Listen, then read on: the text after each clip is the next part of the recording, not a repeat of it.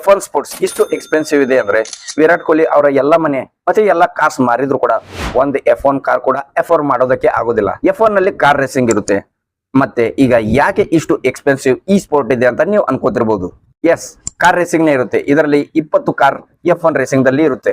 ಆದ್ರೆ ಇದರಲ್ಲಿ car own ಮಾಡುವ ಕಂಪನೀಸ್ ತುಂಬಾ ದೊಡ್ಡ ದೊಡ್ಡ ಬ್ರ್ಯಾಂಡ್ಸ್ ಇರುತ್ತೆ. ಮರ್ಸಿಡೀಸ್, ರೆಡ್ ಬುಲ್, ಫೆರಾರಿ, ಮತ್ತೆ ಇವ್ರ ಹತ್ರ ಬಜೆಟ್ ನು ತುಂಬಾ ಜಾಸ್ತಿ ಇರುತ್ತೆ. ಈಗ ಇಷ್ಟು ದೊಡ್ಡ ಬ್ರ್ಯಾಂಡ್ ಇದೆ ಅಂದ್ರೆ ಎಲ್ಲರಿಗೂ ಫಸ್ಟ್ ಪೊಸಿಷನ್ ಮೇಲೆ ಬರ್ಬೇಕಾಗಿರುತ್ತೆ. ಅದಕ್ಕೆ ಎಲ್ಲ ಬ್ರ್ಯಾಂಡ್ಸ್ R&D ಮೇಲೆ ತುಂಬಾ ಖರ್ಚು ಮಾಡ್ತಾರೆ. ಅವರ ಕಾರ್ ಎಲ್ಲರಿಗಿಂತ ಬೆಸ್ಟ್ ಇರಬೇಕು ಅಂತ. ಈಗ ಕಾರ್ ಟಾಪ್ ಸ್ಪೀಡ್ 370 ಇದೆ. ಈಗ ವಿನ್ ಆಗೋ ಚಾನ್ಸಸ್ ಯಾವಾಗ ಇರುತ್ತೆ? ಕಾರ್ ಟಾಪ್ ಸ್ಪೀಡ್ 370 ಕಿಂತ ಜಾಸ್ತಿ ಇದ್ರೆ ಅಂದ್ರೆ 400, 430 ಈ ಟಾಪ್ ಸ್ಪೀಡ್ ಇದ್ರನೆ ಕಾರ್ ವಿನ್ ಆಗಬಹುದು. ಅದಕ್ಕೆ ಎಲ್ಲ ಕಂಪನಿ ಅವ್ರ R&D ಮೇಲೆ 4 ರಿಂದ 5 ಸಾವಿರ ಕೋಟಿ ರೂಪಾಯಿ R&D ಮೇಲೆ ಖರ್ಚು ಮಾಡ್ತಾರೆ.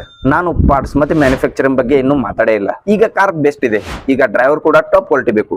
ಈ ಬ್ರ್ಯಾಂಡ್ಸ್ 100 ರಿಂದ 200 ಕೋಟಿ ರೂಪಾಯಿ ಡ್ರೈವರ್ಸ್ ಮೇಲೆ ಖರ್ಚು ಮಾಡ್ತಾರೆ. ಪರ್ ಇಯರ್ ಸ್ಯಾಲರಿ ಇರುತ್ತೆ ಅವ್ರದ್ದು. ಇಷ್ಟು ಖರ್ಚು ಯಾಕಂದ್ರೆ F1 ಒಂದು ಗ್ಲೋಬಲ್ ಸ್ಪೋರ್ಟ್ ಇದೆ. 180 ಕಂಟ್ರಿನಲ್ಲಿ ಈ ಸ್ಪೋರ್ಟ್ಸ್ ನೋಡ್ತಾರೆ. ಎಲ್ಲಾ ಕಂಟ್ರಿನಲ್ಲಿ ಸ್ವಲ್ಪನಾದ್ರೂ ನೋಡ್ತಾರೆ. ಓವರ್ ಆಲ್ 1.5 ಬಿಲಿಯನ್ ಆಡಿಯನ್ಸ್ ಇದೆ ಈ ಸ್ಪೋರ್ಟ್ಸ್ಗೆ, ಅಂದ್ರೆ 150 ಕೋಟಿ ಜನಗಳು. ಅದಕ್ಕೆ ಈ ಸ್ಪೋರ್ಟ್ಸ್ ಮೇಲೆ ಇಷ್ಟು ಖರ್ಚು ಮಾಡಲಾಗುತ್ತೆ.